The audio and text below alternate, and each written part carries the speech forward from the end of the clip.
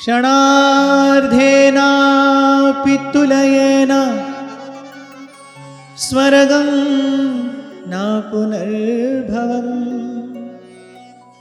भगवत् संगिसंगस्य मर्त्यानां किमुताशिषः।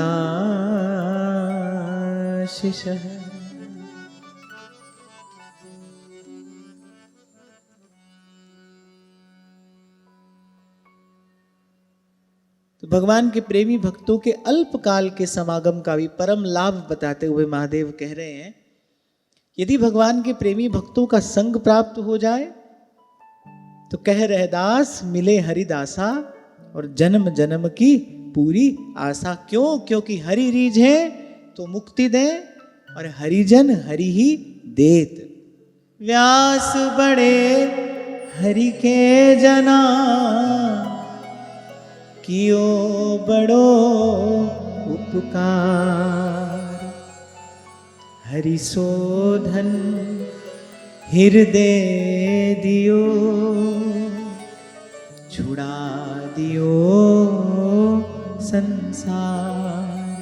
बड़े हरि के जना बड़े हरि के जना। शायद इसी बात का विचार करके प्रभु ने कहा मोते अधिक संत करी लेखा। भगवान ने कहा सबको सातम सम मोहि मैं जग देखा। सब में मेरी ही सत्ता मानना, घट घट में मैं ही विराजमान हूं ऐसा जानना, पर मोते अधिक संत करी लेखा। क्योंकि प्रभु जानते हैं भाई हमने तो संसार बनाया है, ब्रह्मा जी को आज्ञा दी बनाओ संसार, ब्रह्मा जी ने आगे ये सब पसारा किया। तभी तो श्री सहजोबाई कहती हैं हरि तो कुटुंब जाल में घेरी, गुरु ने काटी ममता मेरी। व्यास जी कह रहे हैं बड़े हरि के जना कि क्यों बड़ो उपकार। और वस्तुतः इससे बड़ा उपकार कोई किसी पर क्या करेगा? प्रपंच से हटाकर मति भगवत भजन में लगा दे, इससे बड़ा उपकार और क्या हो सकता है भाई? कौन कर सकता है? इससे बड़ा उपकार हो नहीं सकता और संत गुरु के अतिरिक्त ये उपकार कोई कर नहीं सकता। इसीलिए आपको स्मरण हो कभी मैंने आपसे कहा था जीव का सच्चा हितैषी तो बस केवल संत है, गुरु है, वही उसका हितैषी है।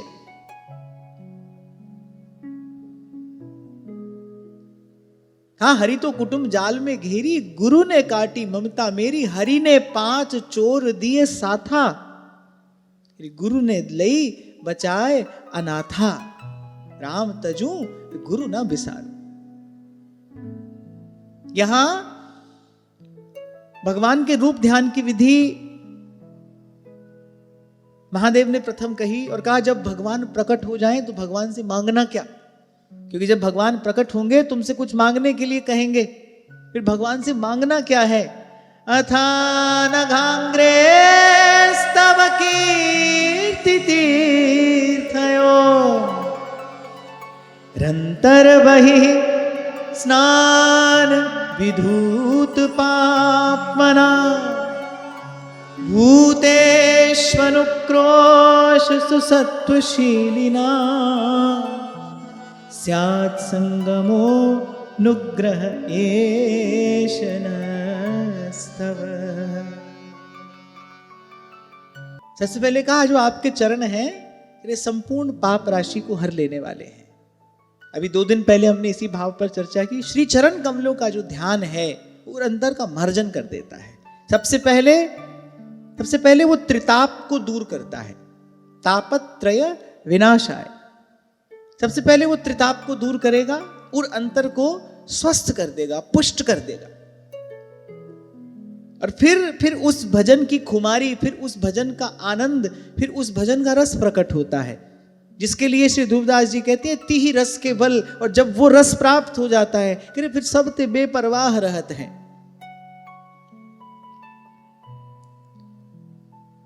तो कहा प्रभु से कहना प्रभु हम तो केवल यही चाहते हैं कि जिन्होंने आपकी कीर्ति और तीर्थ में आंतरिक और बाह्य स्नान करके अपने दोनों प्रकार के पापों को धो डाला है। ध्यान से सुनना, यहां कहा अथानगांग्रेस तव कीर्ति तीर्थयोर अंतर वही स्नान विधूत पाप मनाम। एक तो प्रभु आपके चरण कमलों की महिमा है, उस भावधारा में गोता लगाने से मन के पाप ताप नष्ट होते हैं। और फिर वो एक आपके चरण कमलों की धोवन है श्री गंगा जी।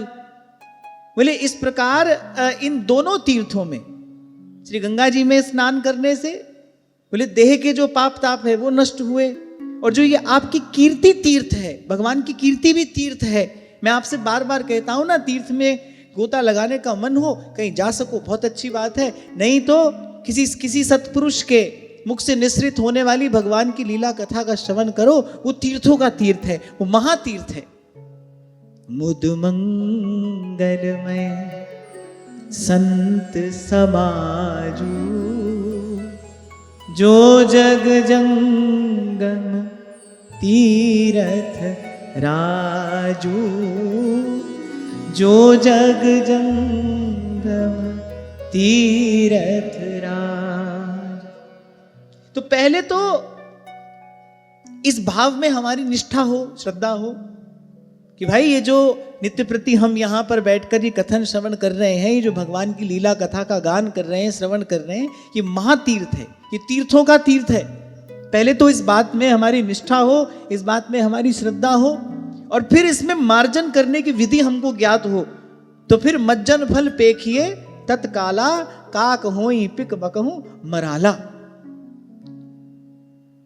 तो भगवान शंकर कह रहे हैं, प्रभु आपके चरण संपूर्ण पाप राशि को हर लेने वाले हैं। आपके चरण कमलों का जो विमल यश है, आपके श्री चरणारविंद की जो महिमा है, आपकी जो पवित्र कीर्ति है, उसमें स्नान करके जिन्होंने अपने मन के और आपके श्री चरणारविंद की जो धोवन है श्री गंगा जी, उसमें स्नान करके अपने तन मन के पाप जिन्होंने धो डाले हैं, जो तन मन के पाप ताप शाप से मुक्त हो गए हैं, मानसिक और शारीरिक दोनों प्रकार के पाप ताप से जो मुक्त हो गए हैं, गंगा जी में स्नान करोगे एक विलग प्रकार की शुद्धि प्राप्त होगी।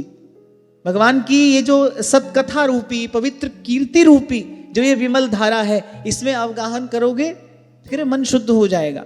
फिर जिन्होंने शारीरिक और मानसिक दोनों प्रकार के पापों को धो डाला है, और फिर कह रहे हैं भूतेश अनुक्रोश सुसत्वशीली नाम, और जो सब जीवों के प्रति दया राग द्वेष रहित चित्त तथा सरलता आदि गुणों से युक्त हैं, बस उन आपके भक्त जनों का संग हमें सदा प्राप्त होता रहे। देखो जितने भी महापुरुषों ने परिश्रम किया भाई, भगवान का दर्शन हो जाए, क्योंकि वो जानते हैं जब भगवान दर्शन देंगे तो भगवान कहेंगे कुछ मांगो, तब भगवान से दुर्लभतम वस्तु हम मांगेंगे। और वो दुर्लभ वस्तु क्या है? कह रे दास मिले हरिदासा, जन्म जन्म की पूरी आशा, जन्म जन्म की कोई आशा। गोस्वामी जी बड़ी सुंदर बात कहते राम सिंधु घन सज्जन धीरा, चंदन तरु हरि संत समीरा। राम सिंधु, भगवान तो समुद्र हैं। अच्छा, समुद्र में तो सब है भाई, समुद्र में सब होता है, लेकिन कोई प्यासा समुद्र के किनारे खड़ा हो तो वो उस अगाध जल राशि से एक चंचू भी लेकर अपनी प्यास नहीं बुझा सकता है। समुद्र का जल पीने योग्य नहीं होता है। अब प्यासे के लिए वो समुद्र किस काम का है भाई? कहने को तो समुद्र है, जल की कोई थाह नहीं है, लेकिन प्यासे की प्यास तो नहीं बुझ रही है उससे। वो जो बादल है, जल तो वो समुद्र से ही लेता है, उसको मीठा करके बरसाता है। कितना सुंदर उदाहरण गोस्वामी जी दे रहे कि राम सिंधु, राम सिंधु घन सज्जन धीरा,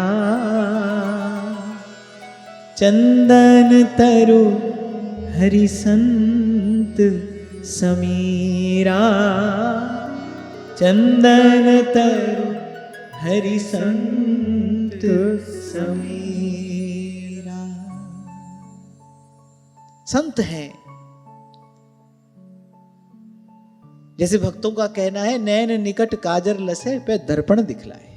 संत है जो अनुभव कराता है, संत है जो दिखाता है, संत है जो सबसे पहले तो सोए जीव को जगाता है। मोह निद्रा में पड़ा हुआ जीव है, अच्छा भगवान को तो कुछ विशेष इससे लेना देना है नहीं, अगर हो तो लो, फिर तो कल्याण हो ही जाए सबका।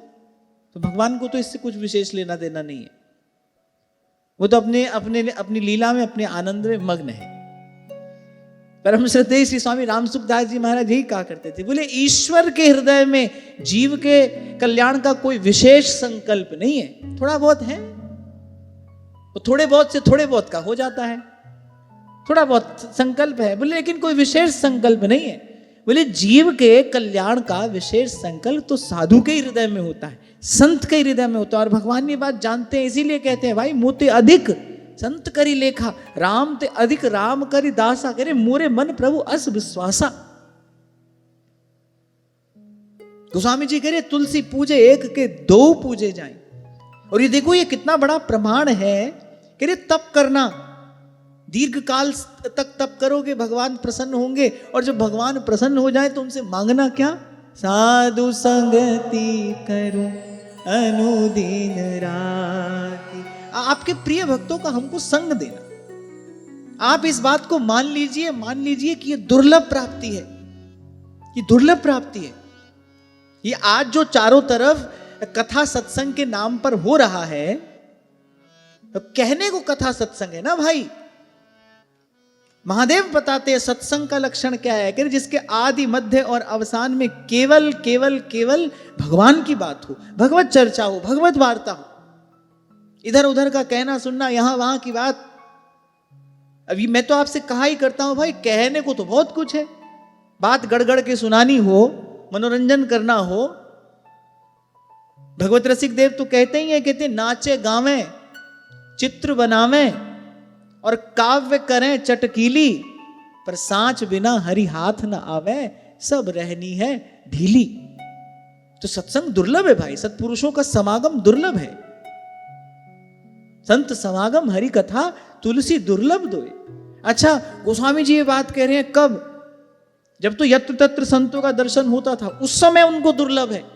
और पीछे चले जाओ, भगवान गीता में कह रही है समहात्मा सु दुर्लभा, जिसके संग से जीवन बदलता है। फिर स्मरण आ रहा है मुझे भगवत रसिक देव जी का वो पद, कह रही इतने गुण जामे सो संत। सबसे पहला गुण कि श्री भागवत मध्य जस गावे।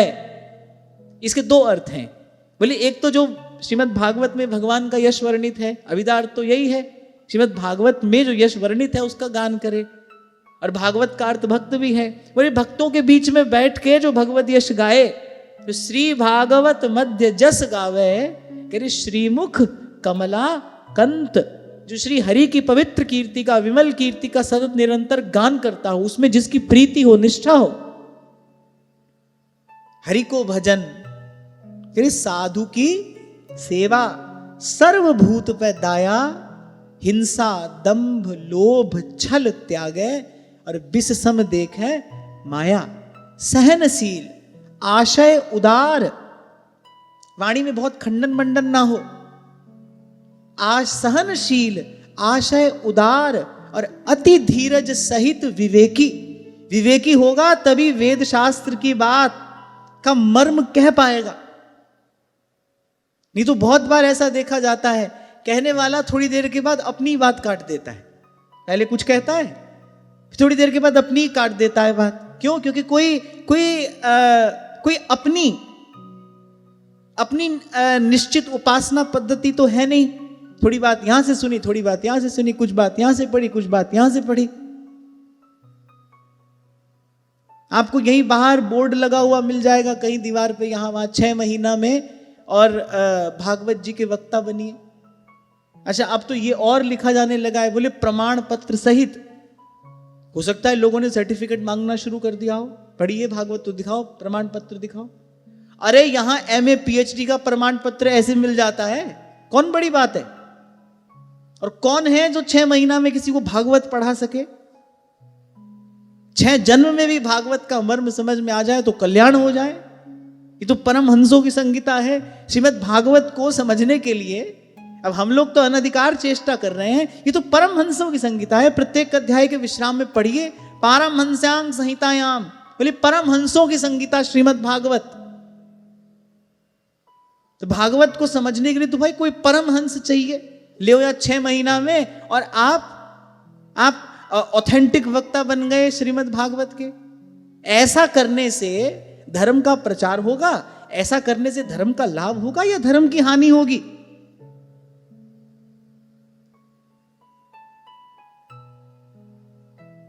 फिर सहनशील, आशय उदार और अति धीरज सहित विवेकी।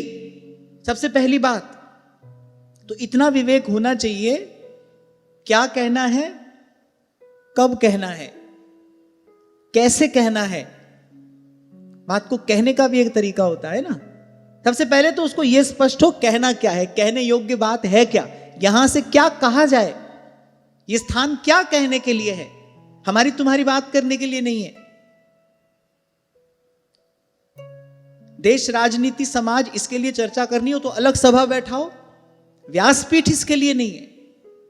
व्यासपीठ तो भगवत गुणानुवाद के लिए है। ये तो सद्धर्म की प्रतिष्ठा के लिए है, जीव को कल्याण के मार्ग का, श्रेय मार्ग का सदुपदेश करने के लिए है। तो सबसे पहले तो ये पता हो क्या कहना है, फिर कब कहना है। बड़ी महत्वपूर्ण बात है कैसे कहना है। जो सिद्धांत है उसको कैसे कहा जाए कि जो श्रवण करने वाला है वो उसको समझे, उसको हृदयंगम कर सके। और फिर दूसरी बात जो इन सब से अधिक महत्वपूर्ण है, कितना कहना है।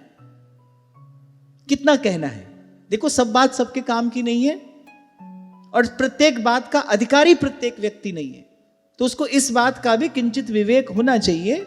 कितना कहना है, कितनी बात कहने योग्य है, बस कहां पर रुक जाना चाहिए। आप देखिए सुखदेव जी महाराज जानते तो हैं, तभी तो व्यास जी कह रहे हैं श्री शुक प्रकट कियो नहीं याते जान सार को। सार दोनों बात की, बोली प्रकट भी नहीं किया और जानते भी हैं। जान सार को, सार परम धन राधा नाम आधार। महाराज परीक्षित ने कुछ ऐसा प्रश्न कर लिया, आगे आप श्रवण करेंगे। बस सुखदेव जी महाराज को लगा बस अब यहां रुक जाना चाहिए, इसके आगे की बात नहीं कहनी चाहिए। तो क्या कहना है, कब कहना है, कैसे कहना है और कितना कहना है, ये बात जानने वाला हो जो वक्ता है, जो भगवान का यश गा रहा है, उसमें इतना विवेक होना चाहिए। श्रुति शास्त्र सम्मत सिद्धांत कहा जाए, पर कैसे कहा जाए, उसका आशय उदार होना चाहिए। देखो कहीं जो भी कहा गया है उसकी अंतिम परिणति भगवान ही है। महादेव कह रहे हैं ना कथा सुनाते हुए, जहां लगी साधन वेद बखानी, सब कर फल हरि भगति भवानी, सब कर फल हरि भगति भवानी। इसलिए हमने भी जब श्रीमद् भागवत की चर्चा आरंभ की थी तो मैंने कहा था श्रीमद् भागवत में जो भक्ति सिद्धांत वर्णित है उसकी कुछ चर्चा, उसका कुछ चिंतन हम यहां करेंगे। संपूर्ण रूप से जो सब यहां कहा गया है, हो सकता है वो बहुत बात आपको अनुकूल ना पड़े, किसी आपका हमारा जो उपासना सिद्धांत है वो उसके निकट की बात ना हो, तो ये मेरा कार्य है। ये मेरा कार्य है कि अपने भाव को केंद्र में रखते हुए, और यहां जो विशुद्ध भक्ति सिद्धांत कहा गया है जिससे हमारी भजन भावना में हमारी प्रीति प्रतीति, हमारी निष्ठा, हमारा विश्वास बढ़े, वो मुझे यहां से कहना। श्रीमद् भागवत में वो सब है, ज्ञान भी है, वैराग्य भी है, योग भी है, ध्यान भी है, भक्ति सिद्धांत तो है ही है, यहां तो सब है। और सबका फल क्या है, सबका फल हरि की भक्ति है। अब सब कुछ समझने की सामर्थ्य हमारी नहीं है, हमारी सामर्थ्य कम है ना, अल्प सामर्थ्य हमारी, तो हमको अपने अपने भाव के अनुकूल जो वस्तु यहां से प्राप्त हो उसको सादर ग्रहण करना है। फिर सहनशील, आशय उदार। कभी कभी ऐसा भी होता है कि अभी 2 दिन पहले हम बात कर रहे थे, एक मेरा तेरा छोड़कर आता है व्यक्ति, फिर यहां पर आकर दूसरे मेरे तेरे में पड़ता है, हमारा संप्रदाय तुम्हारा संप्रदाय, हमारा सिद्धांत तुम्हारा सिद्धांत। अरे जितने भी संप्रदाय हैं, कम से कम जितने भी वैष्णव संप्रदाय हैं, सब बात तो भगवान के भजन की कर रहे हैं। सभी आचार्यों का हार्द तो भगवत चरणों की शरणागति ही है, प्रपत्ति ही है। वो कहने की विधि, उपासना की जो पद्धति है, उसमें सतही तौर पर कुछ भेद अवश्य हो सकता है, पर मूल में बात तो जीव के कल्याण की कही गई है ना। प्रपंच की निवृत्ति कराकर जीव को भगवत भजन में लगाने की बात ही तो सब आचार्यों ने कही है। आशय तो सबका एक ही है, उदार आशय है और एक आशय है, कहीं पर द्वंद्व भेद नहीं है। वस्तुतः द्वंद्व भेद हमारी बुद्धि में होता है ना, तो हमारे हाथ में जो वस्तु आती है हम उसको उसी द्वंद्व और भेद युक्त दृष्टि से देखते हैं। जैसे बोलचाल की भाषा में कहावत है, बोले सावन के अंधे को सब हरा ही हरा दिखाई पड़ता है। अब जिसकी बुद्धि भेद युक्त है, जिसके भीतर से अभी मैं मेरे का भाव निवृत्त नहीं हुआ, वो तो जहां जाएगा वो यही फॉर्मूला लगाएगा। जो वस्तु उसके हाथ में आएगी वो उसकी यही दशा करेगा। हमारे हाथ में उपासना सिद्धांत आया, हमने इसकी भी यही दशा कर दी।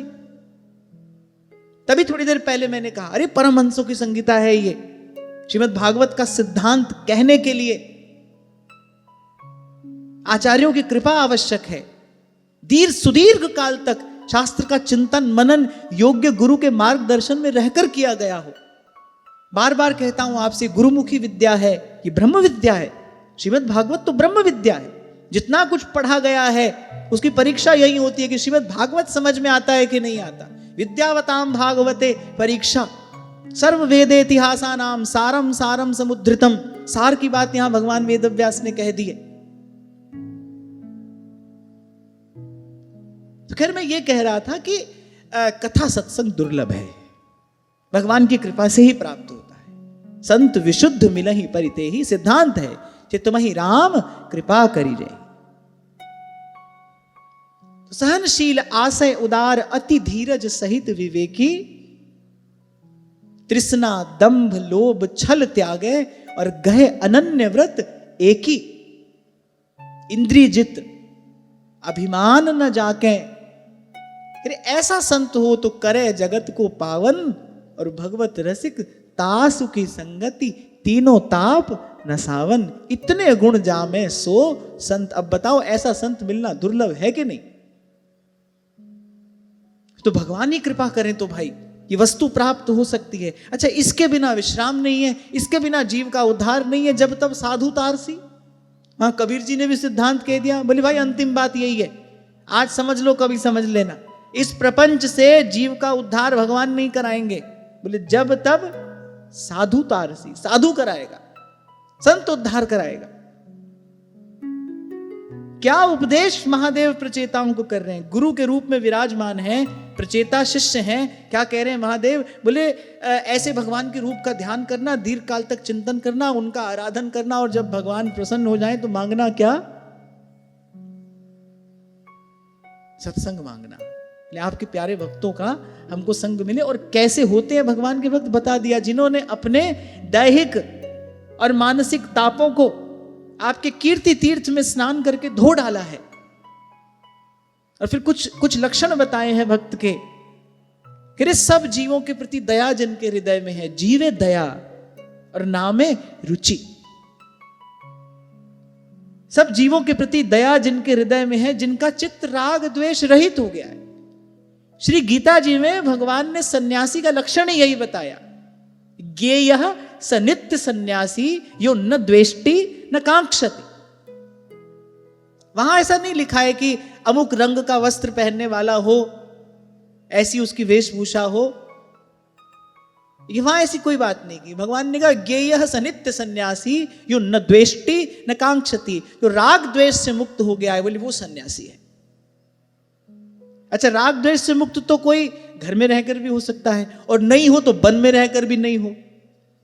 तो आप देखो, इसमें देश काल समय और स्थिति की कोई सीमा नहीं है। सन्यासी तो कोई कहीं भी हो सकता है, संत तो कोई कहीं भी हो सकता है, कहीं भी रहकर हो सकता है। होने को तो घर में हो जाए, और न हो तो वन में रहकर भी ना हो, न हो तो फिर वन में रहकर भी ना हो। फिर राग द्वेष से रहित जिसका चित्त है, और जो सरलता आदि गुणों से युक्त है, बहुत खटपट ना हो,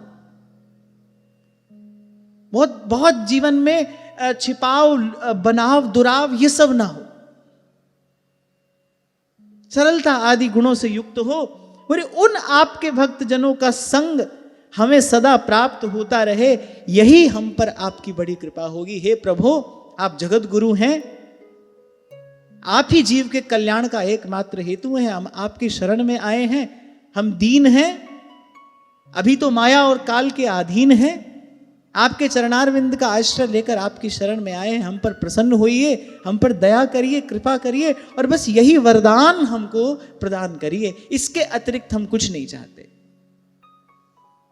जे निज नाथ, रोज कहना चाहिए भगवान से, ये सुबह शाम कहना चाहिए, मैं तो कहता हूं बार बार कहना चाहिए। जे निज नाथ भगत तब चहही। कितनी सुंदर बात कह रहे हैं। कह रहे हैं मैं चाहूं भी वही जो आपके भक्त चाहते हैं। मुझे नहीं पता क्या चाहना चाहिए, मैं वही चाहूं जो आपके भक्त चाहते हैं। जो सुख पावहि जो गति लहहि, जो सुख पावहि जो गति लहहि, सोई सुख सोई गति सोई भगति, सोई निज चरण सने। देखो तपस्या से बुद्धि तो शुद्ध होती है। महाराज मनु और महारानी शतरूपा ने कितने दीर्घ काल तक तप किया, भगवत आराधन किया। तप और भगवत आराधन से बुद्धि शुद्ध होती है। हाँ ठीक है, भगवान तो अपनी इच्छा से मिलते हैं, लेकिन प्रभु से मिलने की जो योग्यता पात्रता है, वो जो अभिलाषा इच्छा लालसा है, वो तो भगवत भजन से, साधन करने से, तप करने से प्राप्त अवश्य होती। कैसी कैसी अद्भुत अलौकिक बुद्धि हो गई महारानी शतरूपा की। सोई सुख सोई गति सोई भगति, सोई निज चरण सने, सोई विवेक सोई रहनी प्रभु, हम ही कृपा करी दे, हम ही कृपा करी दे। ये दो पंक्तियां तो सबको याद होनी चाहिए। सुबह शाम कहो भगवान से। इससे सुंदर प्रार्थना के शब्द मैंने तो आज तक नहीं सुने। सब कह दिया दो पंक्तियों में। अरे इतने प्रसन्न हो गए भगवान, ये सुनते ही भगवान के श्री मुख पर मुस्कान क्रीड़ा करने लगी, और भगवान कहते वाह माँ तू विवेक अलौकिक तोरे, क्या वस्तु मांगी है तुमने। थोड़ी सी बात में सब कह दिया, सब समेट लिया माता ने। जब ये प्रसंग मैंने पहली बार पढ़ा था, ऐसे तो मानस मानस ही है, उसमें यत्र तत्र मोती ही बिखरे हैं। अगर गुरु की कृपा से मन हंस जैसा हो जाए तो मानस में यत्र तत्र मोती ही बिखरे हैं। श्री गोस्वामी जी ने सब कह दिया। मैं तो कहा ही करता हूं आपसे, वो एक ऐसी अद्भुत रचना है कि व्यवहार जगत की छोटी से छोटी बात से लेकर अध्यात्म के सर्वोच्च सिद्धांत को गोस्वामी जी ने मानस में कह दिया। तो जब पहली बार ये प्रसंग पढ़ा था, तुझे बहुत अच्छे से स्मरण है। पढ़ते पढ़ते नेत्र सजल हो गए। ऐसे लगा कि जैसे रोम रोम पुलकित हो रहा है, जैसे किसी आनंद की लहरी ने स्पर्श कर लिया हो। भले उस समय इन शब्दों का हार्द, इन शब्दों का मर्म नहीं समझ में आता था, समझ में तो आज भी नहीं आता।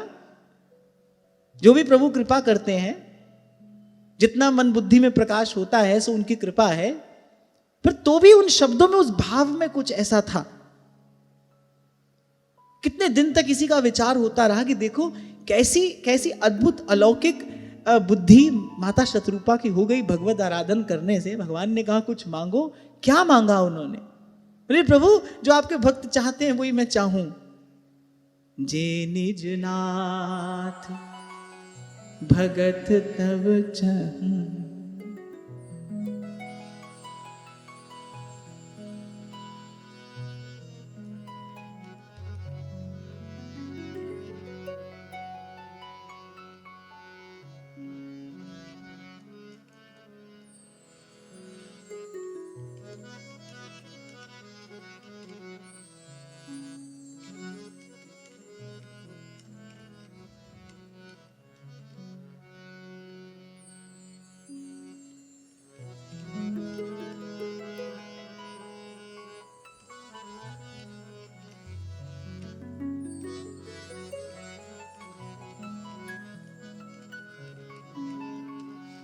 इंद्रिय जित अभिमान न जाके करे जगत को पावन, और भगवत रसिक तासु की संगति तीनों ताप न सावन। हे प्रभु, ऐसे किसी जन का, ऐसे किसी संत का, ऐसे किसी विमल महापुरुष का संग, उसका सानिध्य, उसकी सेवा तो प्रभु आपकी ही कृपा से सुलभ है, आपकी ही कृपा से संभव है। आपकी शरण में आए हैं, बस यही प्रसाद आप हमको दीजिए, यही प्रसाद आप हमको दीजिए।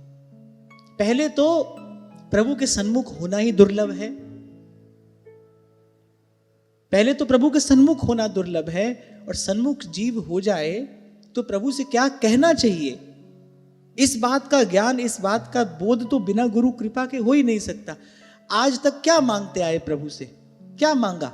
अपनी ओछी बुद्धि से ओछी वस्तु ही तो मांगते आए। देखो, जन्म जन्म से जीव याचक है ना, मांग रहा है और प्रभु दे भी रहे हैं, पर उसके बाद भी कहां सुख पाया, कहां उसको चैन मिला, कहां उसको विश्राम मिला? क्योंकि जो मांगने योग्य वस्तु थी सो तो मांगी नहीं। और ये वस्तु तो ऐसी है कि भगवान एक बार नहीं, बार बार मांगने पर विचार करते हैं कि भाई दें कि नहीं दें।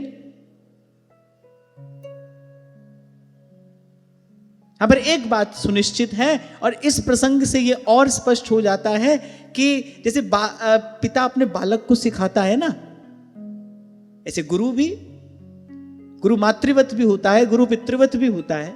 वो माता के जैसा भी होता है, वो पिता के जैसा भी होता है। ऐसे लगता है कि जैसे पिता की भांति महादेव सिखा रहे हैं प्रचेताओं को कि भाई ये भजन करने जाएंगे, प्रभु इनके सन्मुख होंगे, मैं इनको बता दूं। कह रहे अपने मन में यही भाव रखना। अच्छा, प्रभु जब सन्मुख हो जाएं तो ये कहना ही, अपने मन में इस भाव का चिंतन करते रहना, जब प्रभु सन्मुख होंगे तब उनसे केवल यही बात हमको कहनी है। क्यों? क्योंकि ये भाव प्रभु को अतिशीघ्र प्रसन्न करने वाला है। आपको थोड़े समय पहले एक उदाहरण दिया था ना मैंने। अब एक बालक अपने पिता से जाकर कहे, बोले पिताजी रुपया देना, बंदूक लेनी है और किसी को गोली मारनी है, पिता को कोई प्रसन्नता होगी? और पिता मन ही मन सोचेगा भाई इस राक्षस से भगवान बचाए, कोई प्रसन्नता थोड़ी होगी, आशीर्वाद थोड़ी निकलेगा ऐसे पुत्र के लिए। और वहीं कोई पुत्र जाकर कहे कि पिताजी आपके सहयोग की आवश्यकता है, मुझे कुछ साधु संतों की सेवा करनी है, कोई सत्कर्म करना है, पिता का मन प्रसन्न होगा। तो ऐसे ही जब भगवान से कोई जाकर सत्संग मांगता है, जब प्रभु से कोई जाकर सच्चे संत की शरण मांगता है, सच्चे संत की सेवा मांगता है, सच्चे संत का संग मांगता है, तो भगवान प्रसन्न होते हैं, अति शीघ्र प्रसन्न होते हैं और अत्यंत प्रसन्न होते हैं। तो महादेव ने कहा भाई भगवान इन पर शीघ्र प्रसन्न हो जाएं तो इनके उर अंतर में एक भाव का बीज मैं डाल दूं। महादेव ने कहा जब प्रभु प्रकट हो तब तो यही कहना ही, लेकिन अपने मन में इस भाव का भजन करते रहना, इस भाव का भजन करते रहना, इस भाव का चिंतन मनन करते रहना कि जब प्रभु सन्मुख होंगे तो प्रभु से क्या कहना है। जे निज नाथ, यही कहा गया है यहाँ, भगत तव चहनी जो सुख पावहि जो गति लहहि, जो सुख पावहि जो गति लहहि। और सबसे महत्वपूर्ण बात कि सोई विवेक सोई रहनी प्रभु हम ही कृपा करी देव। जैसे भगवान की शक्ति का हम अपनी बुद्धि के द्वारा पार नहीं पा सकते ना, वैसे ही माया की शक्ति का भी पार नहीं पा सकते। भगवान की माया कितनी प्रबल है इसका अनुमान नहीं लगाया जा सकता, कोई नहीं लगा सकता। केवल भगवान की कृपा ही है भाई, जो इस प्रपंच की निवृत्ति कराकर जीव को सच्चा सुख प्रदान कर सकती है। तभी बार बार आपसे कहता हूं, नित्य प्रति कहता हूं भाई खूब भगवान का धन्यवाद करो, बार बार प्रभु का धन्यवाद करो। प्रभु आपने कृपा की है हम पर, आपने कृपा भरी दृष्टि से हमको देखा है। हम भी भाई उसी चक्की में पिस रहे होते और एक जन्म नहीं जन्म जन्म पिसते रहते। जीव पिस ही रहा है दो पाटन के बीच में और साबत बचा न कोई। आपने कृपा की है प्रभु हम पर, तिनका बयार के बस आपकी कृपा रूपी बयार में बहकर हम यहां आपके चरणों के निकट आ पहुंचे हैं। हमारे मन में भजन की इच्छा जगी है। मैं तो कई बार कहता ही हूं, सबसे बड़ा चमत्कार क्या है इस सारे अस्तित्व का, जीव के मन में भजन की इच्छा हो जाए, इससे बड़ा कोई चमत्कार नहीं है। क्यों? क्योंकि भाई वो तो सब करेगा पर भजन नहीं करेगा, उसको इच्छा ही नहीं होगी। तभी श्री महाप्रभु कहते हैं, श्री राधिका कृपा बिनु फिर सबके मनन अगम्य, मन भी नहीं जाता है उस ओर। कि जो थोड़ा बहुत व्यक्ति करता दिखाई पड़ता है ना, ये तो सिर पर आफत पड़ती है, संसार के दुख से घबराया है, भूतकाल का शोक है, भविष्य की चिंता है, वर्तमान अस्थिर है। ये शोक, अस्थिरता, चिंता, और बार बार संसार से धक्का खाता है, बार बार संसार की कटुता का, क्रूरता का उसको आभास होता है। तब सोचता है भाई सब जा रहे हैं भगवान की शरण में, चलो मैं भी जाकर देख लूं। कोई भजन थोड़ी करता है, सर्वम कुर्वन्ति भगवंतम न भजन्ति। भजन किस स्थिति को कहते हैं? सब तज भजन करो दिन राती, सब तज भजन करहूं दिन राती। और फिर वो मानस हो या श्रीमद् भागवत हो, मानस में स्वयं महादेव ही ये बात मांग रहे हैं। भगवान का राज्याभिषेक हुआ, दर्शन किया, सब प्रसाद पा रहे हैं, तो महादेव ने कहा भाई हम भी प्रसाद लेकर जाएंगे, उत्सव में आए हैं। बार बार वर मांगी हो हरख देहु श्री रंग, पद सरोज अनपायनी भक्ति सदा सतसंग। यहां प्रचेताओं को उपदेश दे रहे हैं, तो उनको भी यही सिखा रहे हैं, बोले भगवान मिले तो सत्संग मांगना। आप देखो इससे एक बात कितनी स्पष्ट हो जाती है, जो तीनों लोगों के गुरु हैं उनकी निष्ठा किस सिद्धांत में है? उनकी निष्ठा स्वयं सत्संग में है। साधन को हरि भजन है, कहे सत्संग सहाय। आप महादेव को देखो, या तो भजन में लगे हैं या सत्संग में लगे हैं। और गुरु को मन देना क्या होता है? जिस भाव में, जिस विचार में, जिस सिद्धांत में गुरु की निष्ठा हो, उसी में हमारी भी हो जाए। लो ये गुरु को मन देना हुआ, हो गई दीक्षा। और ये तीनों लोगों के गुरु हैं। महादेव कौन है? गुरु सत्ता है वो। उनकी निष्ठा किस सिद्धांत में है? उनकी निष्ठा सत्संग में है। वो तो कहते हैं भगवान भी मिले तो सत्संग मांगना। भगवान का दर्शन थोड़ी देर के लिए हुआ, खूब आनंद हुआ, अब वो आनंद बना कैसे रहे? क्योंकि जो दर्शन का आनंद है वो तो भाई जब तक भगवान का दर्शन होगा रहेगा, अब उसके बाद तो फिर व्याकुलता होगी। वो जो आनंद है वो बना कैसे रहे? बोले उसको बनाए रखने की एक युक्ति है, बार बार वर मांगी हूं हरख देहु श्री रंग। एक और बड़ी सूक्ष्म बात है, अगर आप यहां इसका विचार कर पाए तो सब महापुरुष दर्शन के बाद भी मांग क्या रहे हैं? सत्संग मांग रहे हैं। दर्शन क्या साधारण वस्तु है? साधारण तो नहीं है,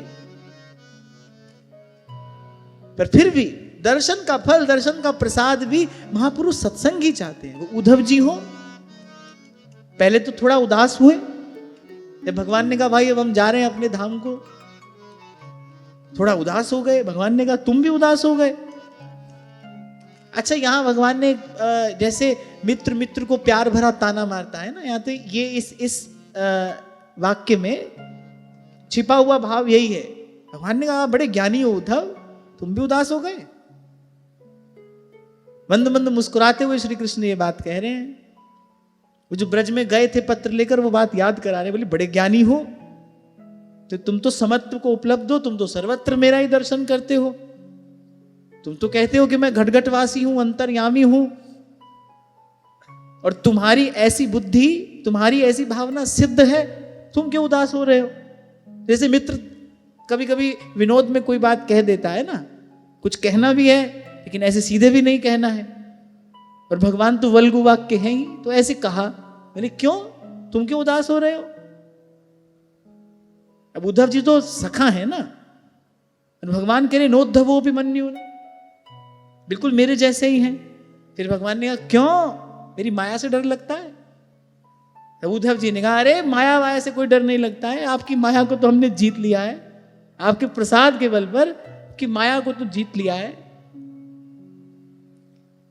अच्छा, वैसे ऐसा मैंने पढ़ा है, मुझे पता नहीं, पढ़ा है कि पुरुष और स्त्री में, मेल फीमेल में, जो मेल होता है, जो पुरुष होता है, वो अपने भाव को कम अभिव्यक्त करता है। उसकी जो भावाभिव्यक्ति है वो स्त्री से कम होती है, और उसमें भी कोई ज्ञानी हो, बड़ा धीर गंभीर हो, वो तो मन की बात मन ही में रखेगा, वो नहीं कहेगा।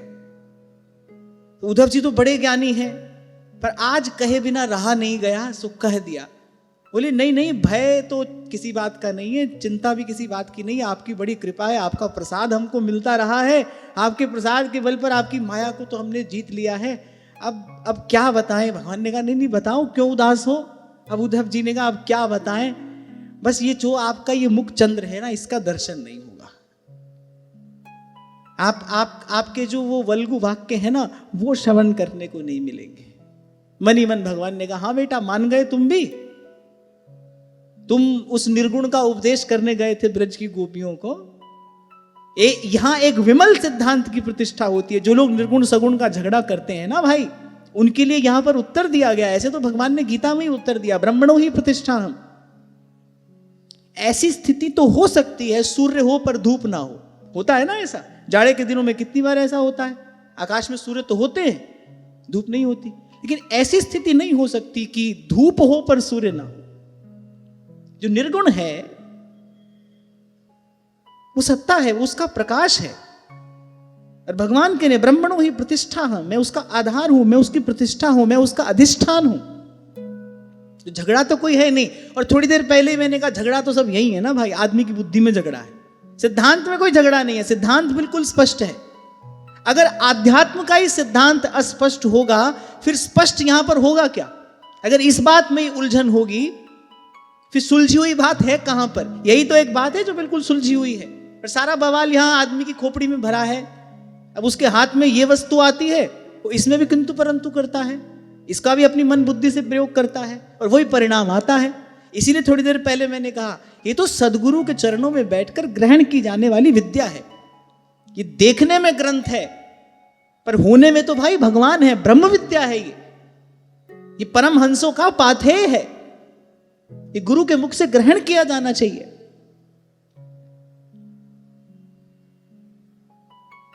तो हम क्या बात कर रहे थे ना,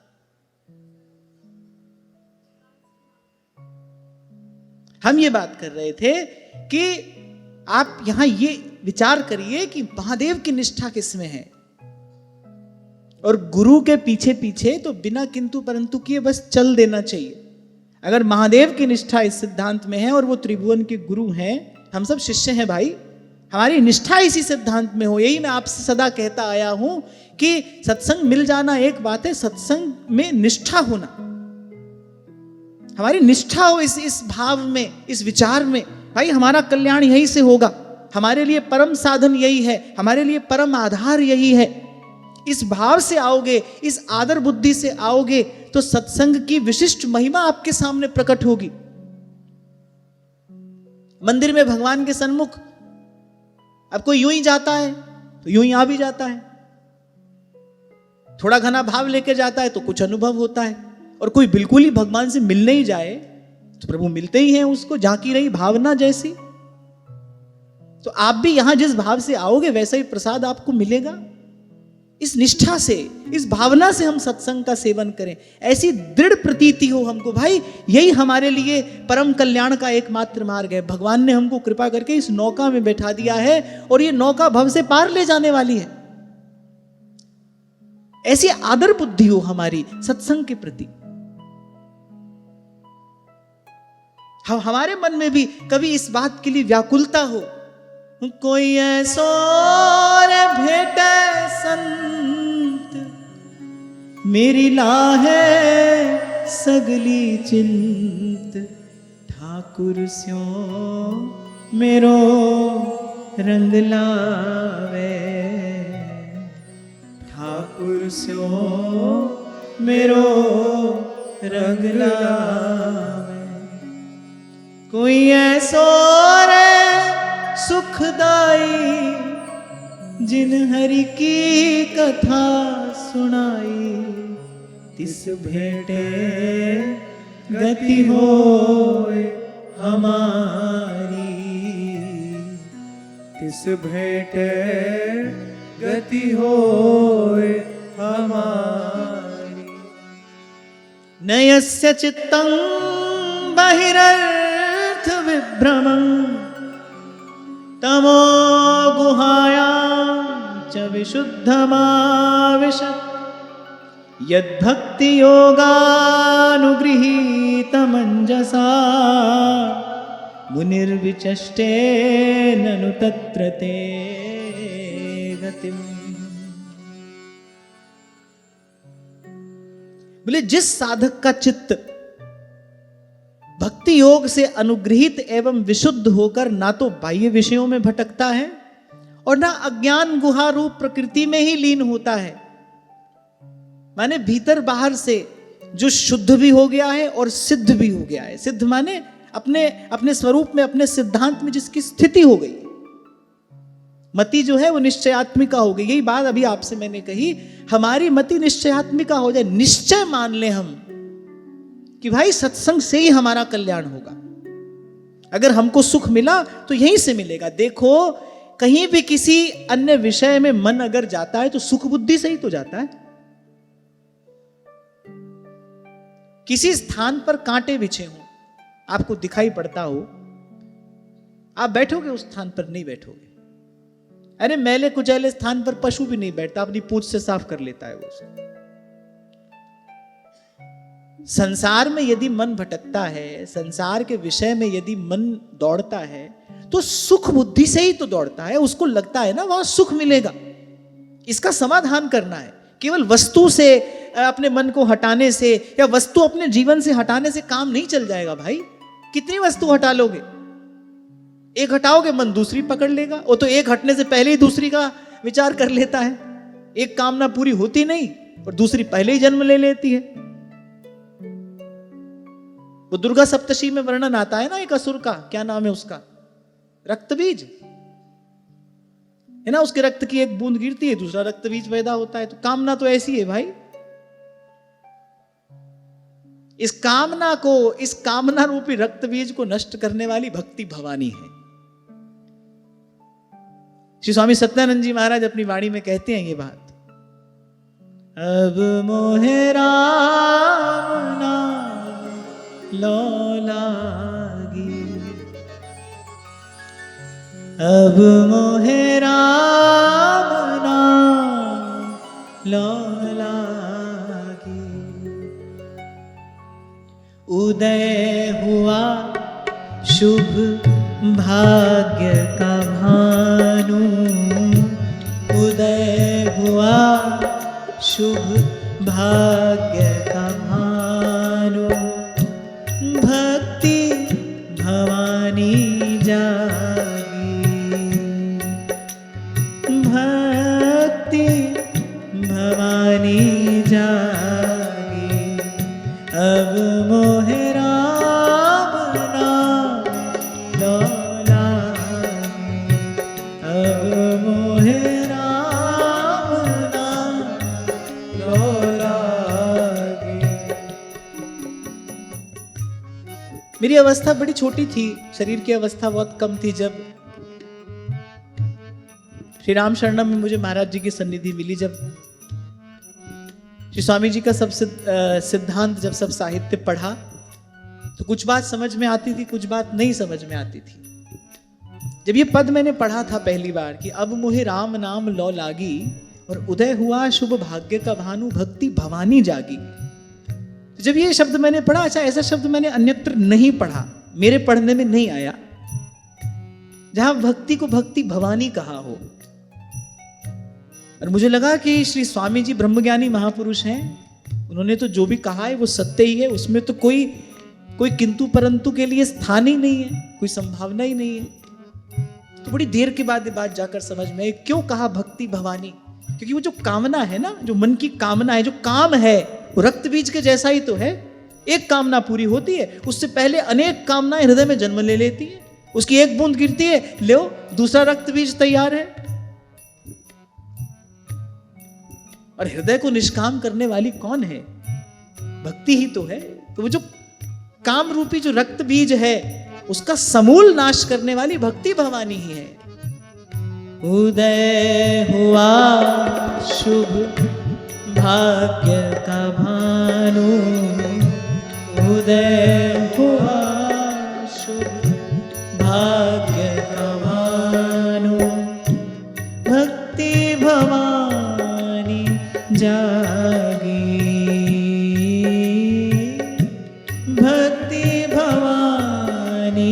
जागी, अब मोहे राम नाम लो लागी, अब मोहे राम नाम लो लागी। सब कहिए।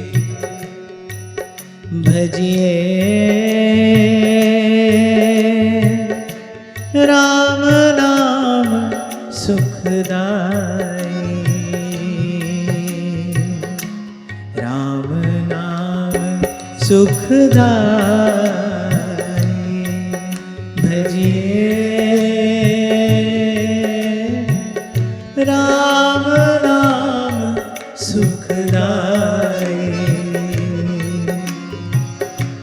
राम नाम सुखदाई। मानव जन्म अमोलक पाकर, मानव जन्म अमोलक पाकर, मानव जन्म अमोलक पाकर, मानव जन्म अमोलक पाकर। उत्तम करिए कमाई, उत्तम करिए कमाई। राम नाम सुखदाई, भजिए राम नाम सुखदाई, राम नाम सुखदाई। भजिए राम नाम सुखदाई, राम नाम सुखदाई, राम नाम सुखदाई, राम नाम सुखदाई।